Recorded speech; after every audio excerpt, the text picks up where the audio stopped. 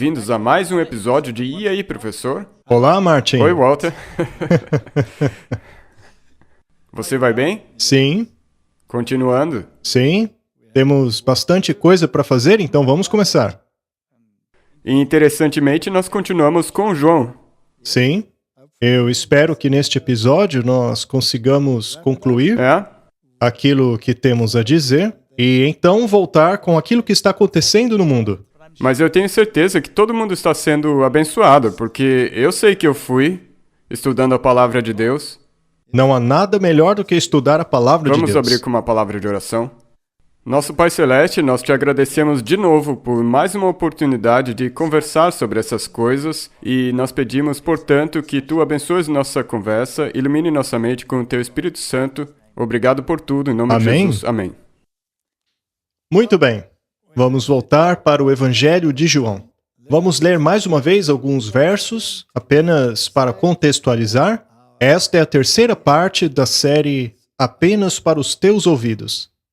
Foi neste tempo que Cristo deu aos seus discípulos as preciosas instruções encontradas no 14º, 15º, 16º e 17º capítulos de João.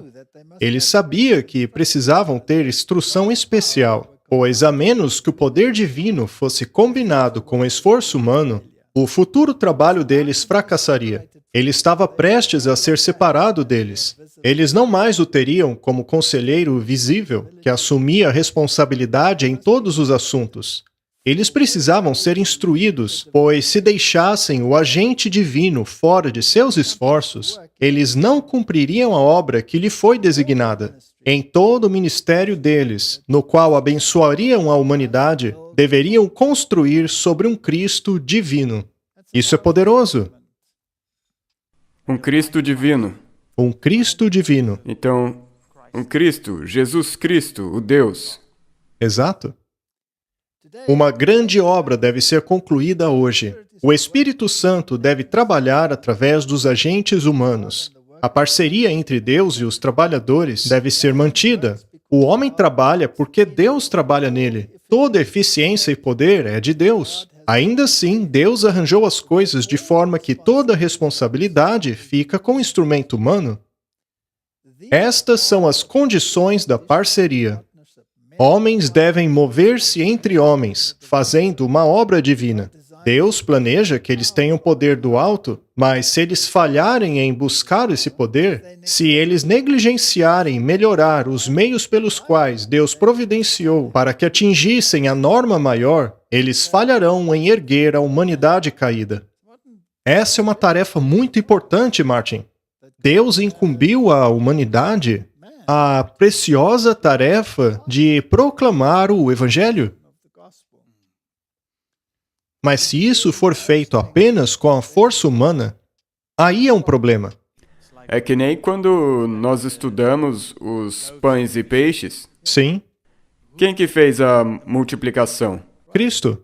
E em algum momento você mencionou que se os discípulos que tivessem que fazer aquilo, eles iriam dividir aqueles pães e peixes. Mas foi Jesus que fez isso, ele multiplicou. Exato. Nós trabalhamos sobre o princípio da adição, mas Cristo trabalha sobre o princípio da multiplicação. Então, Martin, vamos ler esses capítulos, pois este é o X da questão. Nós não faremos um estudo detalhado de cada verso, ok? O capítulo 14 fala da última ceia. Como já mencionamos aqui anteriormente, quando os discípulos foram à última ceia, eles ainda estavam discutindo sobre quem era o maior. E Jesus deu a eles não apenas uma lição, mas também uma grande verdade espiritual. Ali, com aquela ceia, que ele deu início num momento tão importante.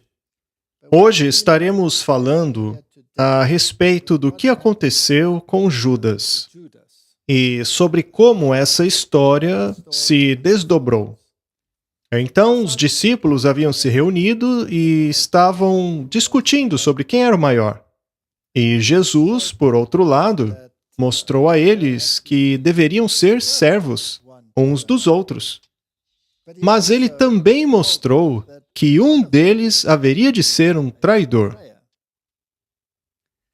E ele diz no verso 21 do capítulo 13, na verdade, eu vos digo que um de vós há de me trair. Eles então olharam um para os outros, querendo saber quem seria o traidor. E Jesus então respondeu, é aquele a quem eu der o bocado que eu mergulhei. Vamos entender um pouco melhor o contexto da época. Naquela região, no Oriente Médio, é comum que as pessoas mergulhem o alimento, o pão, em vários molhos diferentes, como hummus e outras coisas. Então, era sobre isso que ele estava falando. É aquele a quem eu der o bocado que eu mergulhei. E quando ele mergulhou o bocado, deu a Judas Iscariotes, filho de Simão. Eu acho que ninguém entendeu exatamente o que estava acontecendo, pois isso era parte da maneira deles de comer. Então, ninguém prestou realmente atenção naquilo.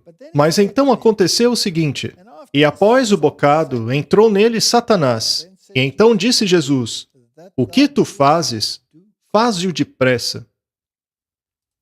Ora, nenhum homem ali na mesa sabia para que intenção lhe falara isso. Mas o verso 30 é muito interessante. Vamos lê-lo. Ele então, tendo recebido o bocado, saiu imediatamente, e era noite. Se você deixa a presença de Cristo, Escuridão. você se mete nas trevas, na noite. Enquanto os filhos da luz permaneceram com Jesus.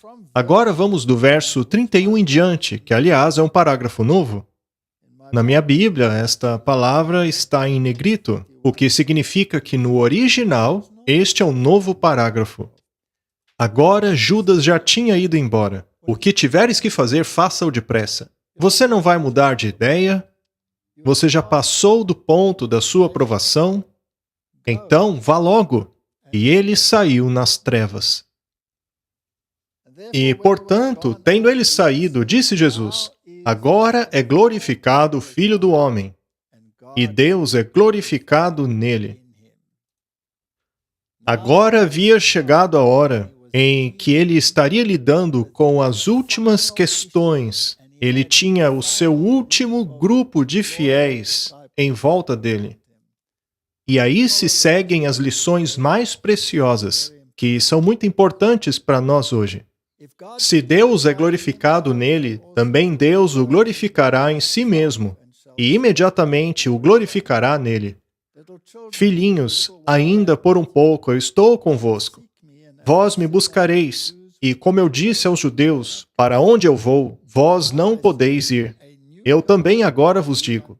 E o novo mandamento vos dou, que vos ameis uns aos outros, assim como eu vos amei, que vós também vos ameis uns aos outros. Nisto os homens conhecerão que sois meus discípulos, se tiverem amor uns com os outros. Martin, ao olharmos para o mundo cristão hoje, ao vermos toda essa contenda que impera em tantos lugares, as pessoas podem se perguntar, será que por acaso eles se amam? Veja, isto foi depois que Judas saiu. Então, se trouxermos isso para o nosso tempo, e precisamos ter amor uns pelos outros, então precisamos ser de uma mente. Precisamos ser um em pensamento, em atitude, Sim, e unidos no objetivo. em propósito. Precisamos amar uns aos outros. E então os homens saberão que somos os discípulos de Jesus. Então, especialmente, esse amor se manifestará ainda mais uma vez que os Judas tiverem saído da igreja. Então, sim, quando a sacudidura tiver feito a parte dela, então esses que sobrarem vão ser como que de uma mente só. E como chegar nesta união? Devemos ter a mesma mentalidade, as mesmas doutrinas? É mesmo. Precisamos ter união em relação a estas questões. E é por isso que quando Jesus disse nos capítulos anteriores que ele e o Pai são um, E isso é a mesma coisa, uma mentalidade só. E essa é a mesma mentalidade que essas pessoas, eu e você, nós, vamos ter que ter no fim para poder passar por essas coisas. É interessante que os discípulos que ficaram seriam aqueles que levariam a mensagem ao mundo por meio da chuva temporã, por ocasião do derramamento do Espírito Santo. E mesmo naquele ponto, eles ainda haveriam de negá-lo. Pedro fez isso. Digo isso porque todos os discípulos fugiram. Então, todos eles tinham problemas, mas Pedro foi um passo além. Pedro, ele verbalizou. Verbalmente. Negou ele. Ele o negou. E aí vêm as instruções, apenas para os ouvidos deles. São as instruções mais importantes. São estas as questões que devem nos unir. Estas são as questões que devem estar em nossas mentes, nossos corações, preparando-nos para receber a chuva serôdia. E, naturalmente, o capítulo 14 inicia com aquela maravilhosa introdução, que basicamente é o Evangelho em sua essência. É a Bíblia inteira em apenas alguns versos. Não se turbe o vosso coração. Creia em Deus, creia também em mim. Na casa de meu pai há muitas moradas. Se assim não fosse, eu vô-lo teria dito. Eu vou preparar-vos um lugar. E quando eu for e vos preparar um lugar, eu voltarei novamente e vos receberei para mim mesmo, para que onde eu estou, ali possais estar vós também. E para onde eu for, vós sabeis, e o caminho vós conheceis. Este é todo o plano da salvação em um pequeno trecho. Se os cristãos estudassem isto, haveria muito menos confusão. E aqui diz claramente, Jesus iria embora, a fim de nos preparar um lugar, e uma vez que este lugar estivesse pronto, ele voltaria. Voltaria para tomar os seus discípulos, para que estes estejam com ele para sempre. Portanto, falsas doutrinas em relação ao que acontece após a morte não existiriam se crêssemos nessas declarações. Elas são claras. Exatamente. Ninguém vai para o céu em nenhum momento até que Jesus volte para nos buscar. Jesus voltará para nos pegar. Eu vou preparar-vos um lugar e voltarei novamente para vos receber para mim. Este recebimento não ocorre na morte, mas quando Jesus voltar para ressuscitar os mortos. E os capítulos anteriores que estudamos deixam isso muito claro. Ele é a ressurreição e a vida. A ressurreição de Lázaro foi uma demonstração do que ocorreria no futuro. E essa parte onde Jesus diz a eles: mesmo vós sabeis para onde eu vou e conheceis o caminho. Sim, porque ele é o caminho, a verdade e a vida. E eles Os que conheciam o conhecem sabem o caminho. E é interessante que neste ponto, Tomé ainda pergunte: Senhor, como sabemos o caminho? E Jesus disse a ele claramente: veja, aqui não tem parábola. Aqui é direto ao ponto. Veja, você não entende ainda? Eu sou o caminho, a verdade e a vida. Ninguém vai ao Pai senão por mim. Apenas por esta simples frase, toda falsa religião cai por terra. Acabou. Não tem como você ir para o céu se você não conhece o caminho. E se você quiser compreender a Deus, você tem que ler o verso 7. Se vós me conhecesseis, também conheceríeis a meu Pai. E desde agora o conheceis e o tendes visto. Eles o viram em que sentido? No caráter de Cristo. O Pai é assim como o Filho é. Portanto, esta dicotomia que temos no mundo, o Seminário de Jesus e todos estes grupos que dizem que devemos amar o Filho e odiar o Pai, todos esses grupos são ridículos. Precisamos ler a Bíblia e entender a mentalidade do plano da salvação. Isso também volta àquilo de o Deus do Velho Testamento e o Deus do Novo Testamento. Não existe nada disso. É o mesmo. É exatamente o mesmo. E o fato de os juízos terem sido revelados em tipo É, não nega o fato de que haverá um juízo no antítipo, que será exatamente o mesmo Exato. como foi no Antigo Testamento. E ainda assim, Filipe diz novamente: mostra-nos o Pai.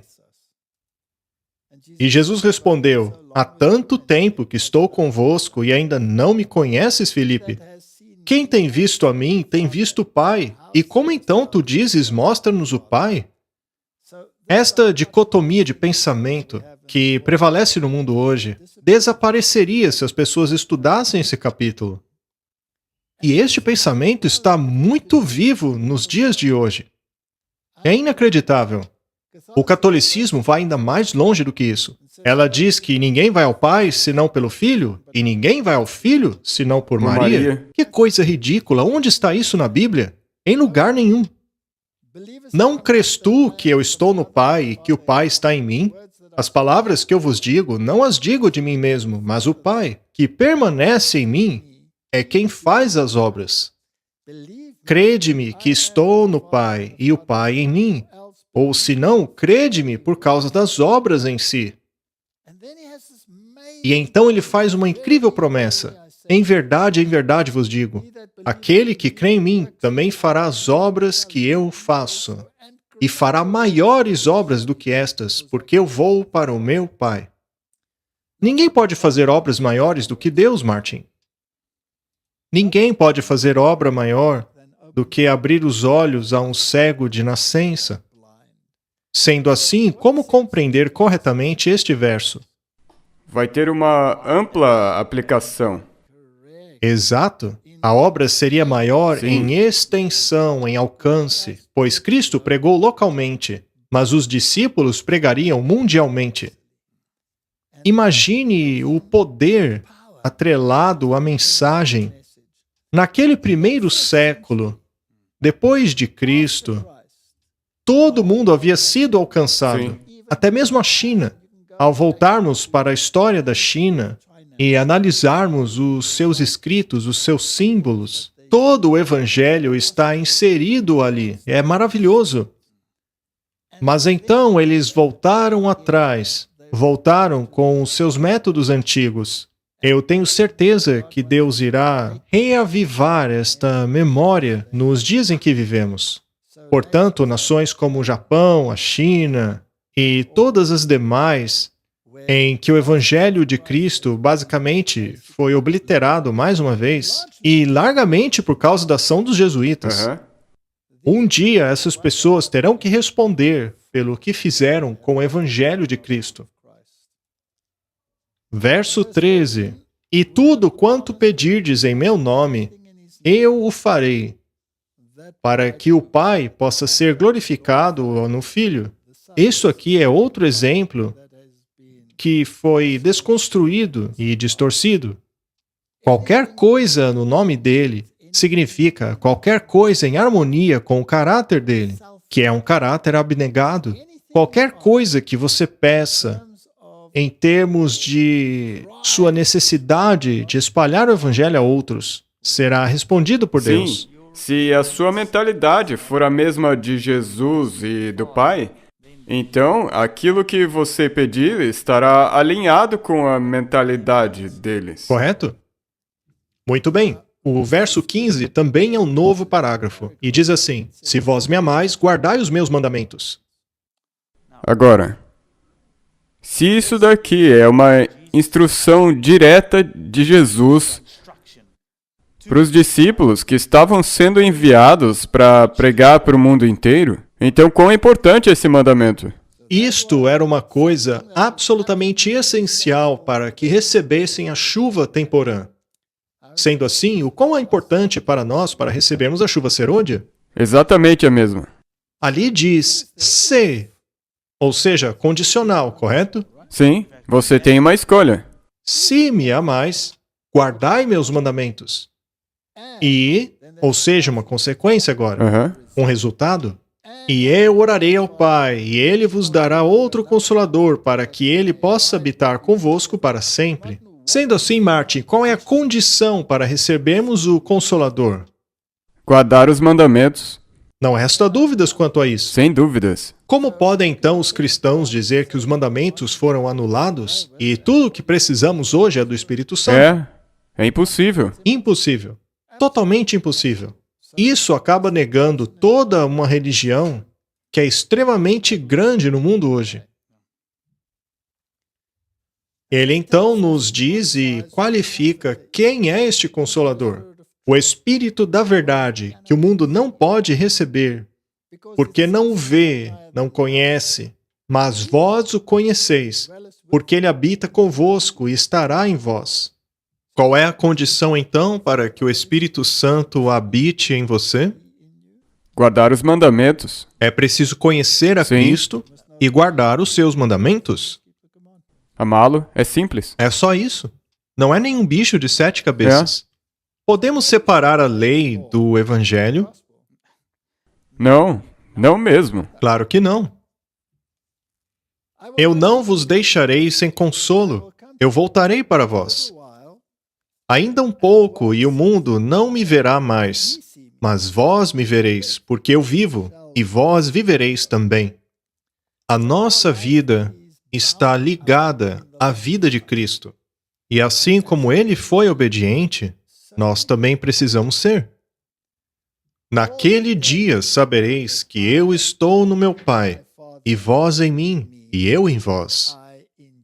E então ele reitera: aquele que tem os meus mandamentos e os guarda, esse é o que me ama.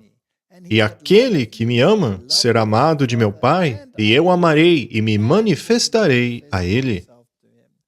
Qual é a condição para que Cristo se manifeste aos seus discípulos, ao seu povo? A condição é a guarda dos mandamentos. Martin, me surpreende muito de que as igrejas estejam em uma condição de anomia. Elas rejeitam a lei de Deus. Inacreditável. Eu não acho. Se você ler os versos de 15 ao 21, essas palavras de Jesus, essa advertência que Jesus dá a eles, ele começa e termina ela. E o que precisa? Guardar os mandamentos. É interessante que Judas, não Judas Iscariotes, tá? É interessante que ele tenha perguntado: como tu se manifestará a nós? É quase que como Deus estivesse instigando isso em seus discípulos justamente para que ele pudesse responder. Para poder responder, sim, exatamente.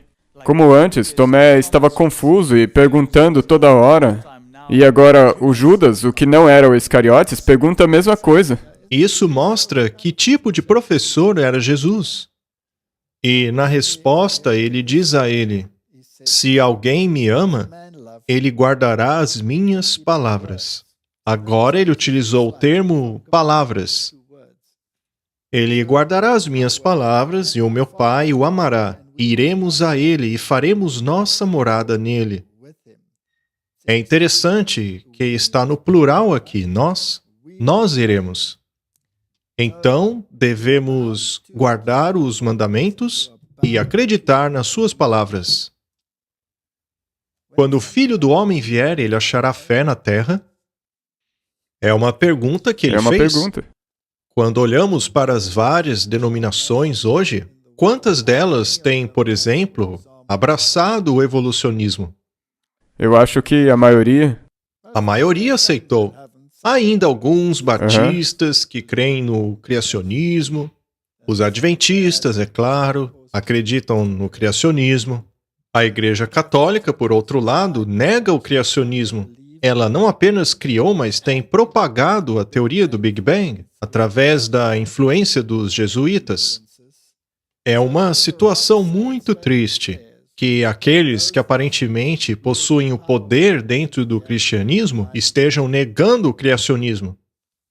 Quem não me ama, não guarda as minhas palavras. E a palavra que ouvis não é minha, mas do Pai que me enviou. Estas coisas vos tenho dito, estando ainda convosco. Porém, O Consolador, que é o Espírito Santo que o Pai enviará em meu nome, ele vos ensinará todas as coisas e vos trará à lembrança todas as coisas, tudo quanto eu vos tenho dito. Que promessa, hein? Ele nos ensinaria todas as coisas. Mas como? Ele nos fará lembrar. Bem, você tem que voltar e ver se você guarda as minhas palavras. Você tem que internalizar a palavra. Você tem que ler. Nada que contrarie a Bíblia. Não, você tem que ir e ler.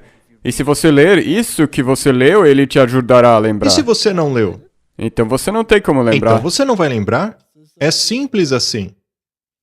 E agora, o fim do capítulo 14. Ele apenas reitera que deu paz a eles. Podemos ter paz em meio à tormenta. É por isso que é necessário procurar por ele, para que você possa enxergar a ênfase e a necessidade dele. Será que enfrentaremos tormentas? Ele prometeu que nós enfrentaríamos tempestades. E podemos ter paz em meio à tormenta? Sim, porque ele é a voz para acalmar a tempestade.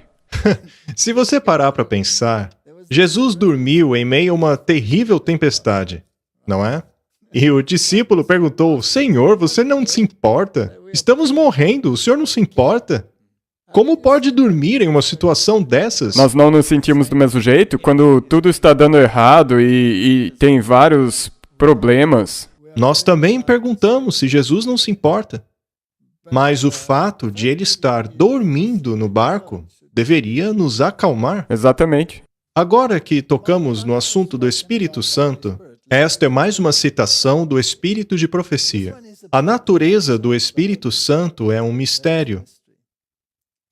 Os homens não podem explicá-la, pois o Senhor não a revelou a nós. Até mesmo a Nicodemos ele disse que é como o vento. Ele atua aqui, atua lá, não se sabe de onde vem, nem para onde vai. Com fantasiosos pontos de vista, podem se reunir passagens da Escritura e dar-lhes um significado humano. Mas a aceitação desses pontos de vista não fortalecerá a igreja. Com relação a tais mistérios demasiado profundos para o entendimento humano, silêncio é ouro.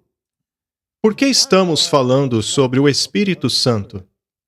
É porque se tentarmos explicar exatamente o que é o Espírito Santo, estamos, na verdade, lidando com um assunto que não nos foi revelado. Neste caso, silêncio é ouro. Se atenha às suas manifestações. Foque na função do Espírito Santo. Isso é verdade, e aquilo que nós acabamos de ler. Leia a Bíblia, estude-a, e o Espírito Santo vai te ajudar a lembrar aquilo que você precisa para ajudar aos outros. Correto? Qual é a função do Espírito Santo? Ela é distintamente declarada nas palavras de Cristo. Quando ele vier, convencerá o mundo do pecado, e da justiça e do juízo. Aqui ela citou João 16:8. É o Espírito Santo que convence do pecado. E se o pecador responde à influência despertadora do Espírito Santo, ele será levado ao arrependimento e despertado para a importância de obedecer às exigências divinas. Isso está em harmonia com o que lemos até agora? Sim, 100%. Agora vamos ao capítulo 15. O foco do capítulo 15 é que Cristo é a verdadeira videira. Não se pode ser um ramo vivo se não formos enxertados nessa videira. O verso 2 diz: Todo ramo em mim que não dá fruto, ele tira, e todo ramo que carrega fruto, ele limpa, para que possa trazer ainda mais fruto. Agora vós estáis limpos pela palavra que eu vos disse. Você vê algo especial aqui?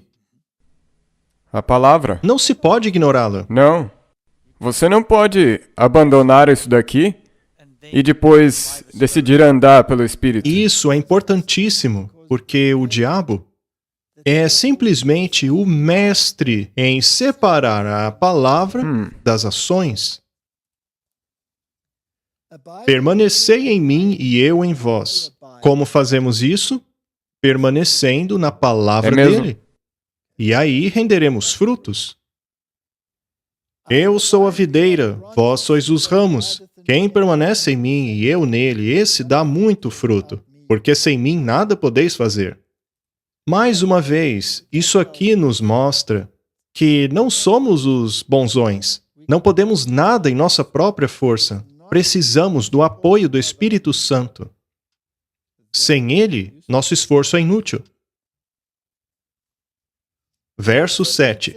Se vós permanecerdes em mim e as minhas palavras permanecerem em vós, pedireis o que quiserdes e vos será feito. De novo. Aham. Quantas vezes ele tem que repetir? Se permanecerem em mim e nas minhas palavras, então... Veja, este é o único fundamento da nossa religião. Não temos nenhum outro credo a não ser a Bíblia. O espírito de profecia é a luz menor que aponta para a luz maior, potencializando o poder desta palavra. Isso mesmo. Então, nunca pode estar em contraste com a Bíblia. E é por isso que sempre que você encontrar conflito entre o espírito de profecia e a Bíblia, verifique se você está com uma versão certa da Bíblia. Porque isso pode causar controvérsia. Exatamente, Martin. Vamos continuar aqui. Ele fala sobre o amor agora. Como o Pai me amou, assim também eu vos amei. Permanecei no meu amor. E agora vem mais uma vez a condição. Do mesmo modo como eu tenho guardado os mandamentos de meu Pai e permaneço em seu amor. Martin, por acaso Deus nos amava quando ainda éramos pecadores? Sim. Sim, pois ele morreu por nós quando ainda éramos pecadores. Portanto, a questão dele nos amar não é condicional. Não. Mas permanecer no amor dele é condicional. Em outras palavras, quando ele foi a Jerusalém, ele disse: Jerusalém, Jerusalém, quantas vezes não quis te colocar debaixo das minhas asas, mas tu não quisestes. Agora tua casa será Deserta. deixada desolada. Ele disse isso com lágrimas nos olhos, não porque queria rejeitar a cidade, mas porque ela rejeitou a ele. Ele somente fez o que a cidade escolheu. E é assim, exatamente assim que será no fim. Exatamente o mesmo. Então ele tem uma condição. Sim, estas coisas vos tenho dito para que a minha alegria permaneça em vós e para que a vossa alegria seja completa. Mas isso tem uma condição. É mesmo, e aqui vai de novo. Verso 13. Ninguém tem maior amor do que este, de algum homem entregar a sua vida pelos seus amigos. Vós sois os meus amigos, se fizerdes o que eu vos comando. Não dá para ser mais claro. Não tem como. Como o cristianismo se desviou tanto a ponto de negar o fundamento, a centralidade do Evangelho de João? E por que ele, como ele disse aqui, ninguém tem maior amor do que este de dar a alguém a sua vida pelos seus amigos? Ele deu a vida pelos amigos? É claro. E ele disse: já não vos chamo de servos, porque o servo não sabe o que faz o seu senhor. O caráter de Deus é impressionante. Ele não nos criou para sermos escravos. Ele nos criou para sermos companheiros, amigos íntimos dele. Um em mente, propósito e atitude. Assim como o Pai e Jesus eram um, nós também devemos ser um, mas sermos um nele. Estamos lidando com Deus maravilhoso aqui. Ele nos chama de amigos. Nenhuma outra divindade neste mundo se compara a este Deus. É por isso que este é o único Deus digno de adoração. Não fostes vós que me escolhestes, mas eu escolhi a vós e vos designei. Todo o planeta está contra Deus. Mas Cristo estende a sua mão por meio dessas trevas e atrai as pessoas a Ele. Mas se você estiver em Cristo, se você estiver nele, segundo o verso 18, o mundo nos detestará. Triste, não? Se o mundo te odiar, saiba que antes ele me odiou. Se fosseis do mundo, o mundo amaria o que era seu. Mas porque não sois do mundo, antes eu vos escolhi do mundo, por isso é que o mundo vos A odeia. gente pode fazer uma pausa aqui? Se nós voltarmos, o ódio. O mundo odiou a mim. Mas pouco antes disso, diz o que você deve fazer para amá-lo, guardar os mandamentos. Então, se você for ver o que eles fizeram ao odiá-lo, é que eles não guardam os mandamentos Você dele. fez um ponto muito bom, Martin. E se você guardar os mandamentos dele, o mundo também vai te odiar. Se você guardar os mandamentos, também será odiado. Lembrai-vos da palavra que eu vos disse: o servo não é maior do que o seu senhor. Se eles perseguiram a mim, também perseguirão a vós. Se guardaram a minha palavra, também guardarão a vossa. Temos que guardar a palavra dele, É. certo? Se guardarmos a palavra de Deus, o mundo nos odiará. Se guardarmos os mandamentos, o mundo também nos odiará. Lembre-se, o diabo foi fazer guerra contra o remanescente da mulher, aqueles que Guardam. guardam os mandamentos de Deus e têm a fé de Jesus. Isso está em Apocalipse. Este é um verso lá de É Apocalipse. incrível. Deus mostra exatamente o que nós precisamos para aguentar até o fim. Mas ele também diz, vocês enfrentarão tribulações. Eu já ouvi tantas vezes alguns oponentes dizerem que as pessoas tentam se salvar pelas obras porque ficamos repetindo mandamentos, mandamentos, mandamentos. Mas, Martin, quantas vezes o próprio Jesus mencionou os mandamentos? Eles Toda não hora. diriam exatamente a mesma coisa a Jesus hoje? Exatamente, eles diriam. Não tem como ser diferente, porque o mundo já na época odiava eles por causa disso. Eles o crucificaram. Disseram, não temos outro rei senão César? E eles mais uma vez quererão um César. Na verdade, agora mesmo estão clamando por um César. Um que faça mediação entre a Ucrânia e a Rússia. Eles dizem que Deus não vai ajudá-los? E eles disseram isso claramente. O prelado da Igreja Ortodoxa disse que a oração não ajudará nada. Por favor, Papa, venha nos ajudar. Inacreditável. Só que tem mais. O verso 21 diz assim: mas todas essas coisas vos farão por causa do meu nome, porque eles não conhecem aquele que me enviou. Eles acham que estão fazendo o serviço de Deus em nome de Jesus Cristo ao perseguirem aqueles que guardam os mandamentos de Deus. E por quê? Porque eles acham que conhecem ele. Como que ele disse que alguém pode conhecer a ele? Se guardais os Se mandamentos, você guardar os mandamentos e se você ler a e se palavra. compreenderem a palavra, precisamos comê-la diariamente. É uma declaração tão poderosa que ele diz. Eles vão achar que estarão fazendo essas coisas no nome dele. Isso mostra o quão enganado você pode estar, que você pode fazer algo pensando que está fazendo para Jesus. Mas porque você se recusa a ler a palavra e fazer o que Deus exige de você, você sai fora da realidade. Você acaba achando que está fazendo a obra de Deus. Veja as crianças na escola. Por que elas se conformam com as atividades dos demais? Nós chamamos isso de pressão de grupo. Aham. Por acaso os adultos são imunes à pressão do grupo? Não, não mesmo. Será que as igrejas exercem pressão de grupo? O ecumenismo. Porque é uma pressão de grupo sobre o que nós pensamos, sobre o que outras pessoas vão pensar de nós. Nós temos que... Temos que nos conformar também? Martin, você acha importante que o mundo tenha conhecimento a respeito dos 10 mandamentos e obediência a Cristo? E que acredite num assim diz o Senhor? A sua vida depende disso. A vida eterna. E por que é que foi necessário, lá em Apocalipse 14, pregar o Evangelho eterno mais uma vez? Porque ele tem sido esquecido. Porque a lei foi separada do Evangelho. É por isso que precisa ser pregado novamente. Verso 24. Se entre eles eu não tivesse feito tais obras, as quais nenhum outro homem fez, eles não teriam pecado. Mas agora tanto viram quanto odiaram, tanto a mim como meu Pai. Mas isso aconteceu para que se cumpra a palavra que está escrita na sua lei. eles me odiaram sem motivo. Ele está mencionando o Salmo 35, verso 19. Eles me odiaram sem causa. Eles não tinham motivo. Não. E em que lei isso estava escrito? A lei deles. A lei deles. Já a Bíblia.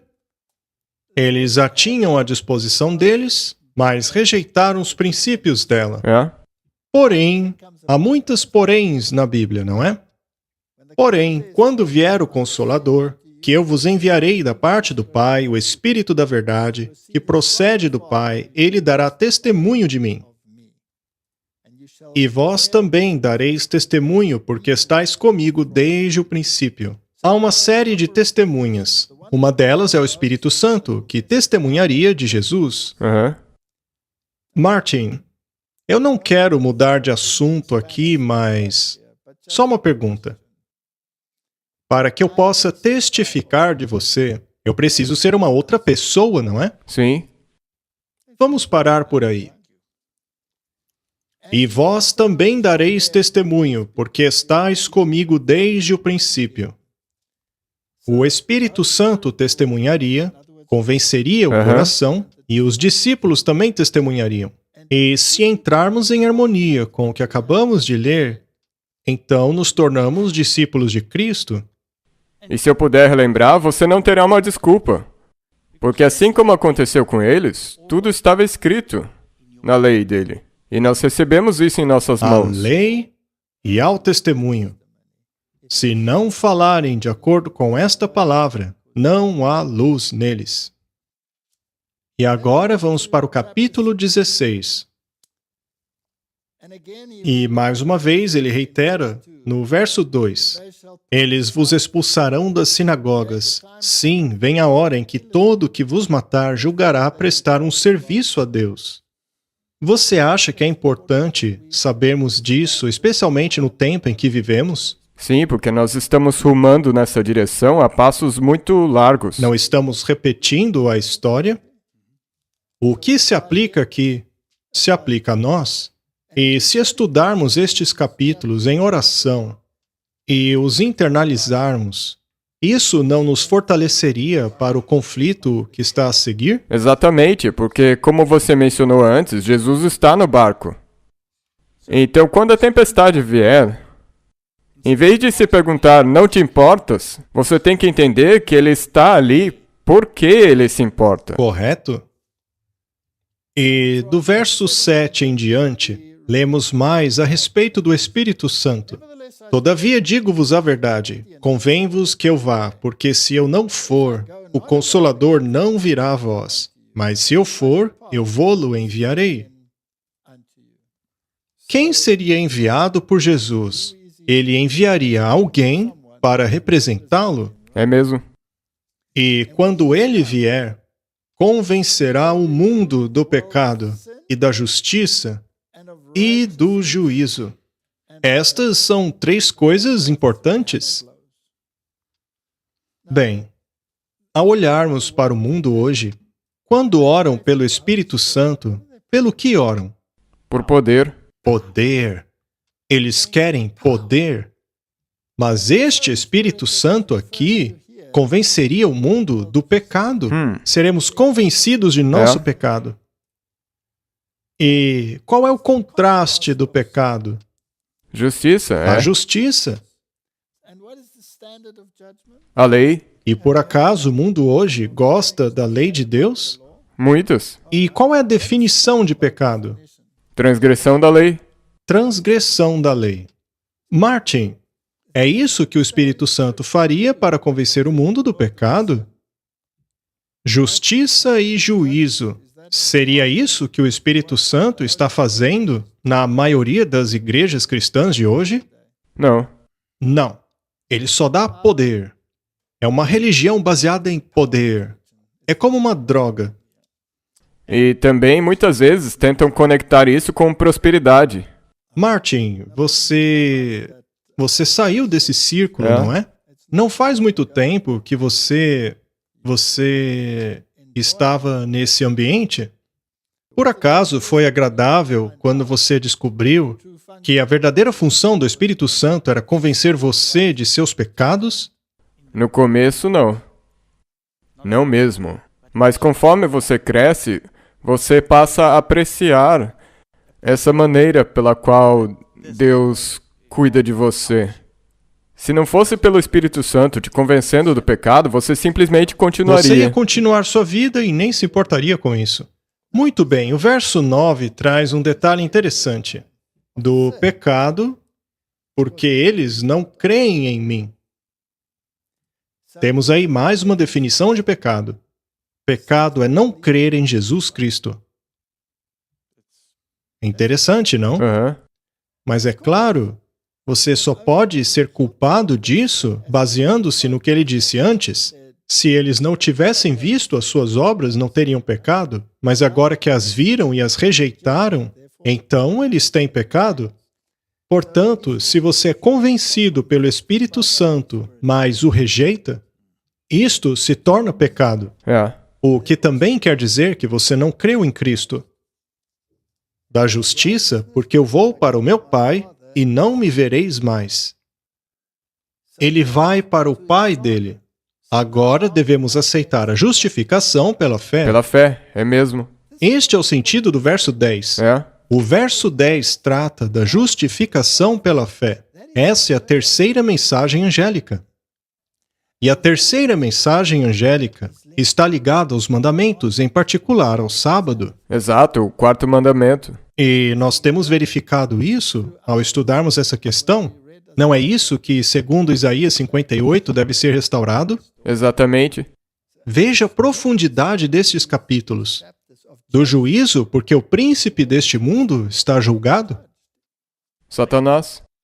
Em outras palavras, seja lá qual for a teologia do inimigo, ele está julgado pelo que lemos aqui, que é o contrário.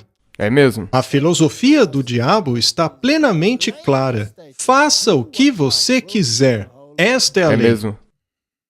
E estes dois conceitos estão em conflito.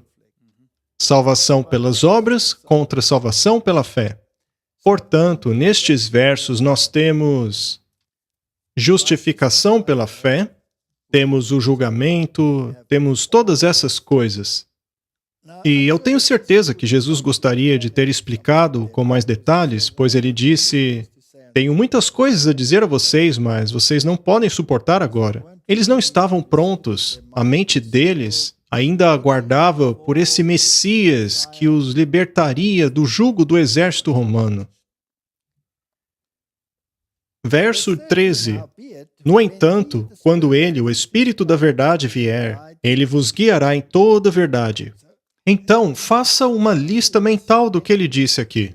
Ele convenceria do pecado, ele mostraria o que é o oposto do pecado, que é a justiça, o que quer dizer que você precisa abandonar o pecado em direção à justiça.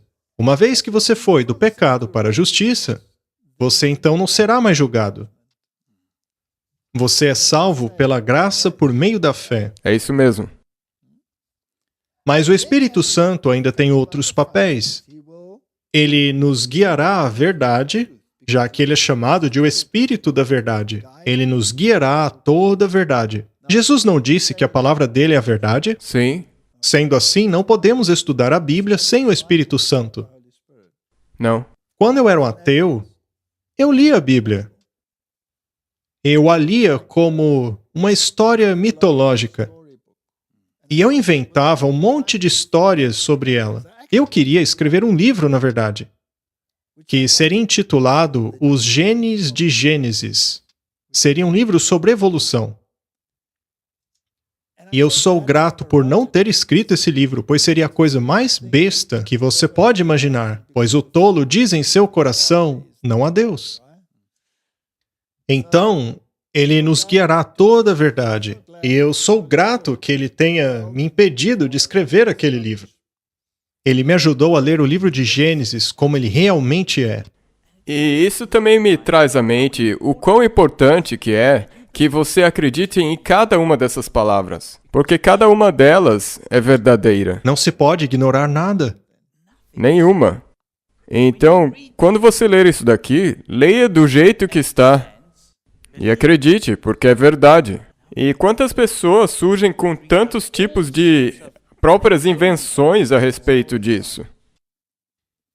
Ele vos guiará a toda a verdade, porque não falará de si mesmo, mas tudo o que ele ouvir, isso ele dirá, e vos anunciará as coisas vindouras. Isso quer dizer profecias. Estaria Jesus aqui prevendo que o Espírito Santo levantaria profetas para a igreja? Com certeza, sim. Não é dito mesmo lá em Apocalipse? Sim. Isso significa que o espírito de profecia seria dado até quando, Martin? Até o fim. Até o fim. Ele me glorificará, pois receberá do que é meu, e vô-lo mostrará. Qualquer religião que glorifica o Espírito Santo separadamente de Cristo não está de acordo com o verso 14, Não. já que o Espírito Santo tem a função de glorificar a Cristo. Então, quando o Papa João Paulo II disse: "Venha, Espírito Santo, é tu que queremos glorificar publicamente", estaria isso de acordo com o que acabamos de ler agora? Não. Não. Essa é uma questão muito séria. Quão importante é que estudemos essas coisas? Isso é um estudo para vida eterna. E são questões essenciais, pois todo o engano que vemos hoje tem a ver com estes capítulos aqui. Todos os enganos. Todas as coisas que o Pai tem são minhas. Portanto, eu vos digo que ele tomará do que é meu e vô-lo mostrará. Um pouco mais e não me vereis, e novamente um pouco mais e ver-me-eis, porque eu vou para o Pai. Este é apenas um anúncio de que ele estava prestes a ir para o Pai, e de que eles estariam, a partir dali, dependentes da palavra e da guia do Espírito Santo. E no restante do capítulo 16, ele reitera o que já disse. Como faz um bom professor? Ele diz que devemos enraizar-nos nele, que ele iria para o Pai, que temos que nos apegar à palavra e à condução do Espírito. E então ele diz no verso 32, Eis que vem a hora, sim, agora é chegada, em que vós sereis dispersos, cada homem para o que é seu, e me deixareis só. Mas eu não estou só, porque o Pai está comigo. Estas coisas eu vos tenho dito, para que em mim tenhais paz. No mundo tereis tribulações, mas tende bom ânimo. Eu venci o mundo. Ele prevê, Martin, que eles seriam dispersos.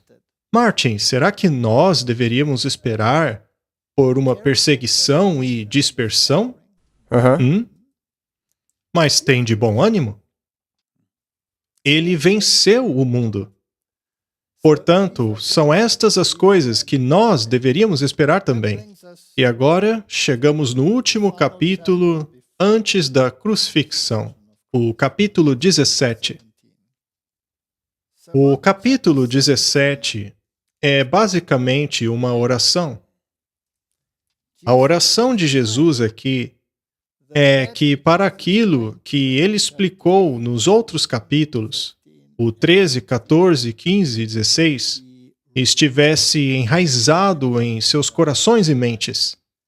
Trata-se de uma oração gloriosa de dedicação.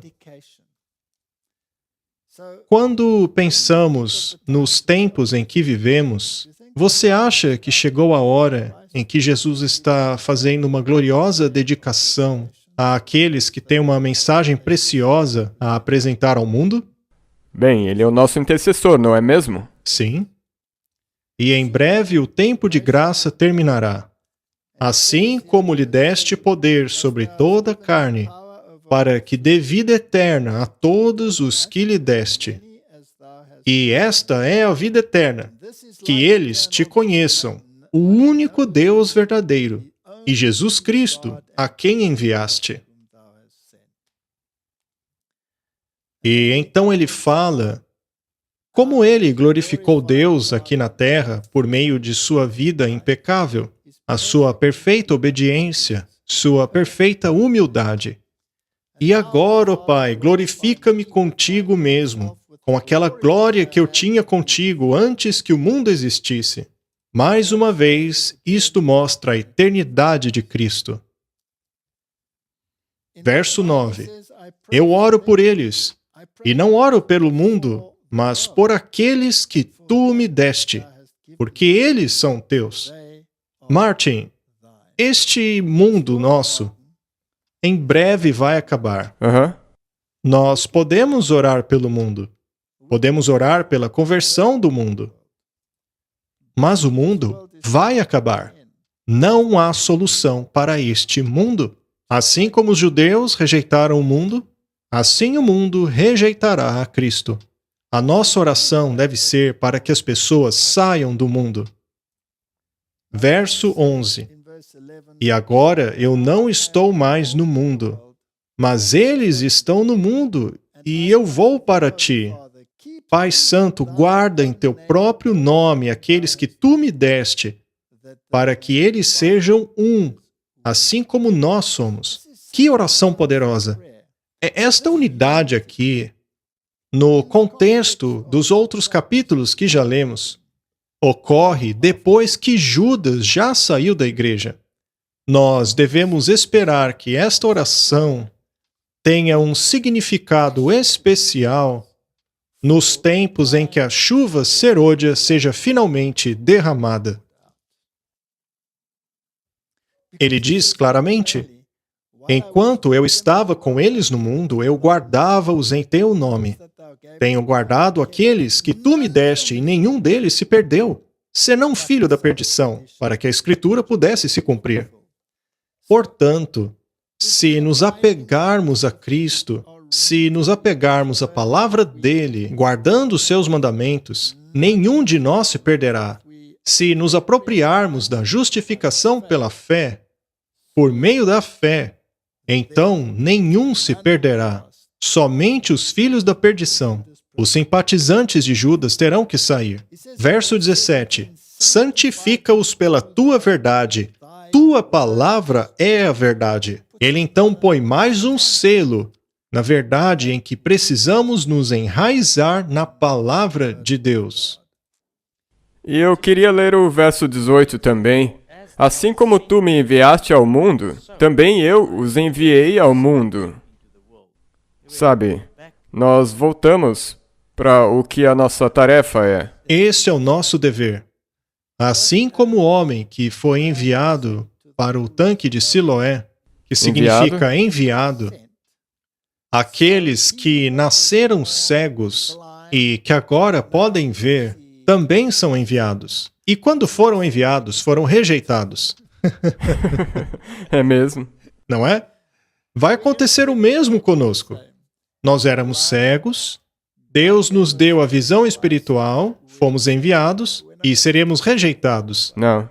Porém, mas mesmo assim seremos enviados. Ainda somos enviados. Mas graças a Deus, nem todos rejeitarão a verdade.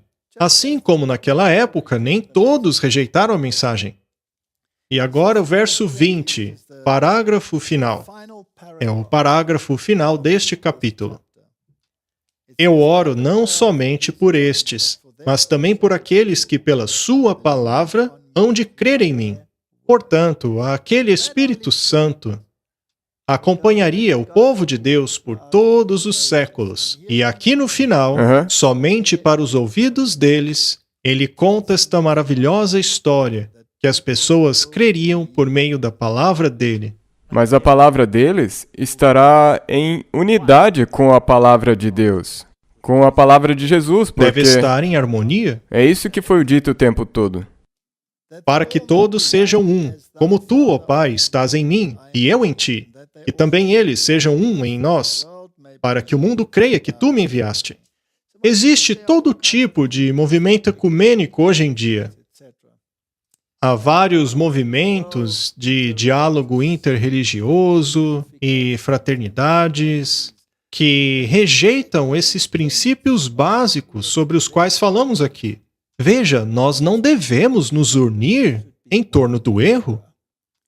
É incrível, porque eles querem ter a unidade para estabelecer paz. Sim. Mas como que pode haver paz se essa unidade que você está tentando estabelecer Não é baseada na palavra de Deus? Exatamente. E dei-lhes a glória que tu me deste, para que sejam um como nós somos um. Em relação à glória, a glória é sempre o caráter de Cristo. Nós devemos emular este caráter. Mas é difícil, temos uma natureza caída, então devemos nos apegar a Cristo. Devemos perceber que sem o Espírito dele dentro de nós, não há esperança de salvação. E largar as coisas que você quer continuar agarrado, que estiverem em conflito com isso. Sim, e devemos nos lembrar que a presunção é a contrafação da fé de Deus. Eu neles e tu em mim, para que eles possam ser perfeitos em unidade, e para que o mundo conheça que tu me enviaste e que os amaste assim como me amaste. Que linda oração! Só podemos ser perfeitos se Ele estiver em nós. Cristo em nós é a esperança da glória. É o que diz a Bíblia. Pai, eu desejo que onde eu estou estejam comigo também aqueles que me tens dado, para que eles vejam a minha glória, a qual tu me deste, porque tu amaste-me antes da fundação do mundo. Esta é a essência do plano da salvação. Cristo unindo a humanidade de volta com a divindade, plantando sua cruz entre um Deus e uma humanidade separados. E através do seu braço divino, agarrando-se ao trono de Deus e com o seu braço humano abraçando a humanidade, abrindo assim o caminho, sendo ele mesmo a escada que une a humanidade a Deus. Ele quer que estejamos com ele no céu para vê-lo em toda a sua glória. Nem mesmo Moisés foi capaz de ver essa glória sem se esconder atrás da rocha e apenas o vendo pelas costas. Imagine ver essa glória face a face. Se você for um pecador, Martin, e se apegar ao pecado, você será consumido por essa glória, pois a Bíblia diz que os ímpios serão destruídos pela glória de sua presença. Ó Pai justo, o mundo não te conheceu, mas eu te conheci, e estes conheceram que tu me enviaste. E eu lhes tenho declarado o teu nome, e declararei que o amor com que tu me amastes possa estar neles e eu neles. Que coisa maravilhosa, Martin! Este é o ápice da última instrução que Jesus deu aos discípulos. E é também uma mensagem para o nosso tempo. Logo após ela, vem a história da crucifixão. Que Deus possa internalizar estas palavras em nós, que possamos estudá-las em oração e assim sermos resguardados de muitos enganos no mundo. Mas precisamos internalizar estas palavras. E que nós possamos fazer o que essas palavras dizem e contar ao mundo sobre elas. Exato. Vamos orar. Querido Pai, o Senhor nos instruiu. Precisamos nos apegar a Ti, na Tua palavra. Precisamos entender o plano da salvação, entender a relação entre a lei e a graça, compreender a obra do Espírito Santo e ir ao mundo para alertá-lo. Traga-os de volta à obediência, Pai. Repare as brechas no muro e leva-os de volta para o autor da criação e o autor da recriação. Aquela terra, Pai, aquela terra do início e que foi colocada nos olhos do cego, aponta para o Deus Criador, aponta para a sua autoridade e a sua vontade de ter um relacionamento conosco, que está explícito ali no 4º mandamento. Ajuda-nos a levar esta mensagem ao mundo. Em nome de Jesus, amém. Amém.